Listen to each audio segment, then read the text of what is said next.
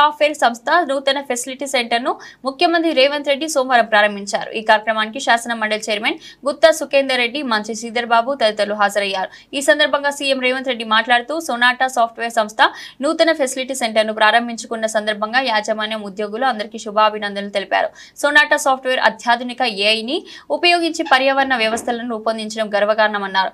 హైదరాబాద్ మహానగరం సాఫ్ట్వేర్ రంగంలో, life sciences రంగంలో, ఇంకా అనేక రంగాల్లో జీసీసీకి హబ్ గా మారిందని, అలాగే ఏఐ రెడీ డేటా సెంటర్లు తయారీ రంగాలకు కేంద్రంగా మారిందని సీఎం రేవంత్ రెడ్డి అన్నారు. Microsoft, Cognizant, HCl tech, Infosys, Wipro వంటి ఐటీ దిగ్గజాలను తమ క్యాంపస్ లో విస్తరిస్తున్నాయని అన్నారు. తెలంగాణ ప్రజాప్రభుత్వం రైతులు, మహిళలు, యువత, విద్యార్థులు, సీనియర్ సిటిజన్ సంక్షేమం కోసం పనిచేస్తూనే పరిశ్రమలకు మద్దతు ఇస్తూ ఆర్థిక వ్యవస్థను అభివృద్ధి చేస్తుందన్నారు. డిసెంబర్ 2023 నుంచి ఇప్పటి వరకు రాష్ట్రానికి కొత్తగా 3 లక్షల కోట్ల పెట్టుబడులు, 1 లక్షకు పైగా ఉద్యోగాలు సృష్టించామని,